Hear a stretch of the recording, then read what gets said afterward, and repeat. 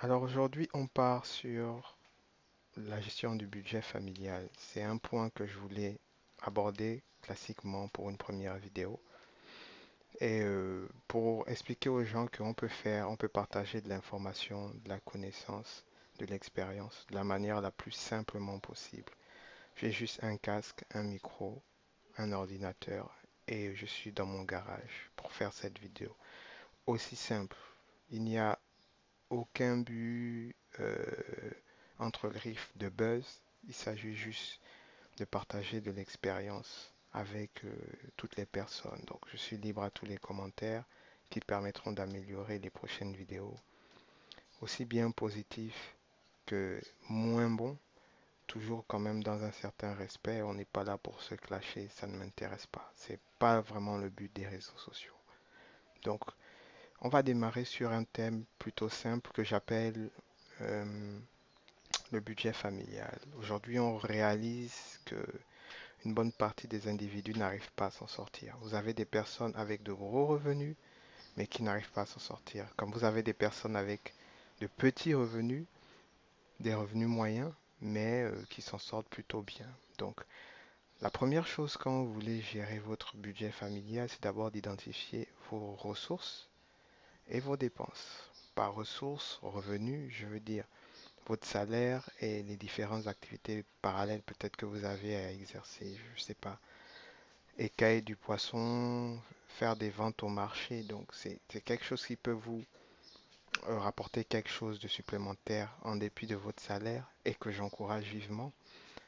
Et vous avez d'un autre côté, le plus lourd, ce sont les dépenses. Il est clair que si vous gagnez, disons, 1000 $ et que vous en dépensez 998, à la fin du mois, c'est très juste parce que vous avez des éléments tels que des imprévus qui peuvent arriver, maladie, décès, mariage, baptême, etc. Donc, il est toujours bon de pouvoir épargner au moins 10% de ses revenus chaque fin du mois afin de se constituer une épargne de sécurité face aux besoins. Ça vous évite de fonctionner à flux tendu et d'avoir sur chaque fin du mois des fins du mois assez serrées dès qu'un événement indépendant de votre volonté apparaît. Donc, lorsque vous avez identifié vos revenus, vous verrez maintenant vos différentes dépenses. Vous avez vraiment ce qu'on appelle des dépenses fixes. Si vous êtes dans la location, comme une bonne partie des habitants dans les métropoles, vous avez un loyer que vous payez chaque mois. Donc, vous savez exactement combien vous devez dépenser sur votre loyer. Vous avez euh, systématiquement le transport puisque vous devez vous déplacer. Donc, vous avez un budget carburant. Budget carburant pour votre véhicule, il est très simple. Vous prenez vos dépenses de carburant au cours des 6 à 12 derniers mois si vous pouvez et vous divisez par 12 ou par 6. Ça vous permet de savoir en moyenne combien vous dépensez en carburant. Ça vous permet de mettre déjà de côté pour la fin du mois prochain un budget pour votre carburant afin d'éviter d'être coincé. Une petite astuce simple pour établir votre budget carburant, chaque fois que vous allez dans le mois du 1er au 31 à la station-service, quand vous prenez du carburant, vous notez la quantité, le montant payé et la date. Ensuite, vous faites juste la somme de toutes vos différentes dépenses et vous aurez automatiquement une idée de votre consommation mensuelle. Lorsque vous l'aurez fait sur 3, 4, 12 mois, vous aurez ça sur 12 mois, vous divisez par 12, vous avez à peu près la moyenne. Parce qu'on est conscient qu'il y a des périodes où le carburant, vous en consommez beaucoup. Vous avez des activités, vous devez beaucoup vous déplacer, vous devez aller à l'intérieur du pays. Et il y a des périodes où c'est le statu quo, métro, boulot, dodo, comme on dit chez d'autres personnes. Même chose pour vos consommations d'électricité, d'eau ou de gaz. Vous prenez les factures des 12 derniers mois que vous divisez par 12 afin d'avoir la consommation mensuelle moyenne. Ça vous permet de savoir si votre consommation d'électricité a augmenté, si oui, si non, et ça vous permet même de creuser un peu plus, de savoir le pourquoi du comment, pourquoi ça a augmenté. Oui, on était en congé, on était en vacances, il y avait des enfants, les enfants consomment énormément d'eau, etc. Donc ça vous permet de faire automatiquement des prévisions sur les mois suivants. Vous avez également des dépenses fixes également, comme, je sais pas, vous avez peut-être une nounou, un jardinier, un cuisinier. Donc, c'est des choses que vous devez déjà vous établir à l'avance pour pas être surpris à la fin du mois. Vous savez que sur les 1050 $ que vous gagnez, eh ben, en charge, vous dépensez 800, 900 dollars. Et ça vous permet de voir à la fin de ce budget où est-ce que vous devez, par exemple, effectuer les réajustements. Et ça, c'est très important.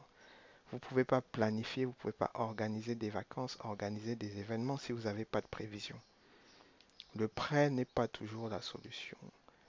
Le prêt est quelque chose qu'il faudrait plutôt utiliser sur des investissements à moyen et long terme. Vous voulez construire, rapprochez-vous effectivement de votre banque pour voir dans quelle mesure prendre un crédit adéquat qui vous permet automatiquement de quitter la location pour la propriété. En termes de business, d'entrepreneuriat, vous ne pouvez pas faire des affaires sans véhicule. En taxi, s'il pleut, s'il y a des intempéries, ce sera trop compliqué. Investissez sur l'achat d'un véhicule, euh, voilà, un crédit sur 4 ans, et vous verrez qu'un véhicule de très bonne qualité vous fera tranquillement 10 ans sans souci. Donc, au bout de la quatrième, cinquième année, vous aurez totalement amorti votre dépense et les choses devraient aller de manière plus souple dans votre vie. Également pour des grands événements, peut-être que vous avez une grande structure à créer, peut-être que vous avez un mariage, ça peut nécessiter, on ne sait pas, un crédit. Ça dépend de tout un chacun. Peut-être que vous êtes dans la nécessité de sécuriser le statut matrimonial de votre épouse et de vos enfants. On ne sait jamais. Donc, les besoins et les projets dépendent de tout un chacun. Ce n'est pas parce que X a pris un crédit pour une voiture que vous devez le faire, ou pour se marier, ou pour ceci. Vous n'avez pas les mêmes besoins. Vous n'avez pas les mêmes objectifs. Vous n'avez pas la même vision des choses. Voilà un autre petit aspect, une petite parenthèse. Donc, lorsque vous avez, comme je disais, identifié toutes ces dépenses, gaz, eau, électricité, carburant, il ne faut pas négliger des dépenses telles que l'alimentation. Nous avons dans certains pays un contexte qui ne permet pas d'avoir des factures pour tous les achats. On va au marché, on ne va jamais vous facturer. Mais lorsque vous faites des courses, euh, essayez d'établir une liste de courses, riz, sucre, sel, tomates, etc. Et à partir de cette liste, lorsque vous faites les achats, vous mentionnez, vous émargez le prix. Ça vous permet de savoir que, par exemple, au mois de juin, au mois de mai, d'avril, au mois de mars, au mois de février, au mois de janvier, voilà ce que j'ai acheté. Voilà ce qui vient de manière récurrente. Et ça vous permet également de voir les variations de prix. Essayez toujours dans vos listes, lorsque vous faites la récap, de mettre l'aliment que vous avez acheté, le prix unitaire, la quantité et le lieu. Le lieu, c'est important. Vous verrez qu'en mars, vous avez acheté les tomates dans tel marché ou dans tel hypermarché. En février, vous avez découvert un nouvel endroit. Ça vous permet un peu de jongler sur les prix, de voir pour ces courses, je dois à 100% peut-être acheter de la banane, la tomate, la laitue, etc., de l'avocat dans ce marché. Et pour telle course spécifique, il vaut mieux aller là-bas. Il vaut mieux faire le tour de plusieurs endroits pour avoir un panier qui puisse tenir jusqu'à la fin du mois. D'où ce que je disais encore, le véhicule parfois s'avère être une grande nécessité. Il est difficile d'aller dans plusieurs lieux en taxi. C'est assez coûteux parce que effectivement, lorsque vous n'êtes pas véhiculé, il faut mettre dans votre budget course le budget transport.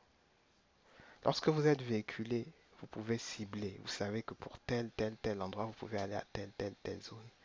Une fois que vous avez déterminé toutes ces dépenses, vous savez combien vous aurez à la fin du mois qui arrive et combien vous aurez à dépenser à l'avance et combien effectivement vous pourrez dégager en termes d'épargne. Ces épargnes vous serviront pour vos vacances, vos loisirs, un projet, vous avez peut-être une sortie de service, vous avez un baptême comme je disais, vous avez un décès, un retrait de deuil, plein de choses que vous pourrez réaliser si vous étiez très bien organisé. Après, le budget familial permet également de pouvoir faire des réajustements. On paye l'Internet, on paye différentes charges. Est-ce que ça paraît excessivement nécessaire? Est-ce que plutôt que d'acheter 5 bouteilles de liqueur, je ne devrais pas me contenter sur ce mois de 3 bouteilles de vin moins cher?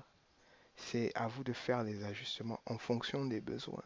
On a des mois où il faut vraiment avoir de l'approvisionnement financier parce que tout simplement, c'est la période de rentrée scolaire.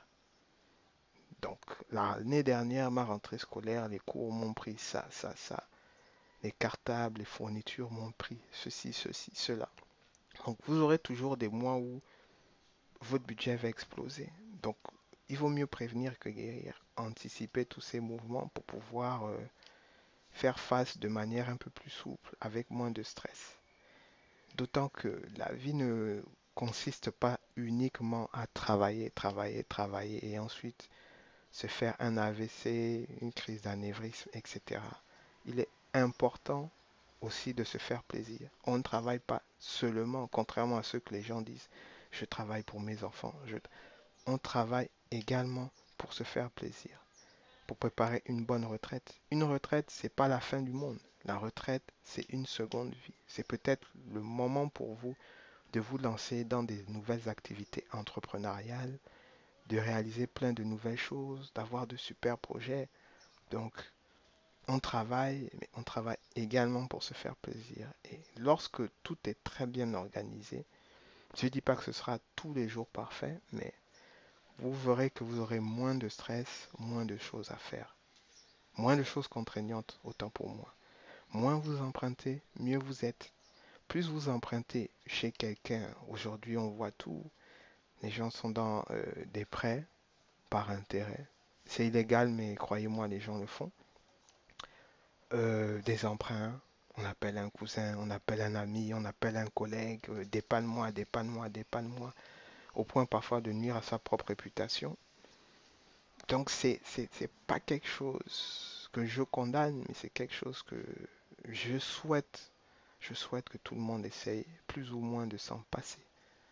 C'est vrai qu'on a plein de mécanismes qui peuvent nous aider. Vous avez des tontines qui, lorsque vous êtes le premier, fonctionnent comme un crédit que vous remboursez en plus sans intérêt. Lorsque vous êtes le dernier, qu'on peut assimiler à une épargne que l'on réalise principalement. euh, c'est une épargne, c'est comme une épargne que vous réalisez sur une certaine période. Donc les gens cotisent et vous prenez le dernier, c'est le jackpot. Donc il y a plein de petits mécanismes. Vous pouvez faire des petites tontines de 2, 3 mois, 4 mois, des trucs rapides, des tontines hebdomadaires, des tontines journalières. C'est fait en Occident, hein, c'est fait par les Chinois, c'est fait un peu partout. Et c'est des petits trucs qui vous permettent de dégager de la ressource, d'aider les gens et surtout de prendre du plaisir dans ce que vous faites. Si vous travaillez sans avoir du plaisir, ça sert à rien, c'est de l'esclavage. Il faut prendre du plaisir. Quand je fais cette vidéo, j'ai un certain plaisir à partager cette idée. Je lis les commentaires, je vois ce qu'il y a d'intéressant. Je vois comment améliorer ça à travers vos commentaires. Je vois quels sont les thèmes entrepreneuriaux qu'on pourra aborder la prochaine fois et je prends du plaisir dans tout ça. Donc, ce fut un réel plaisir de partager tout ça. J'encourage les gens à lire ce bouquin qu'on appelle Les 48 lois du pouvoir que je suis actuellement en train de finir et qui pourrait être très intéressant pour tout entrepreneur. Je vous souhaite une agréable journée et à plus.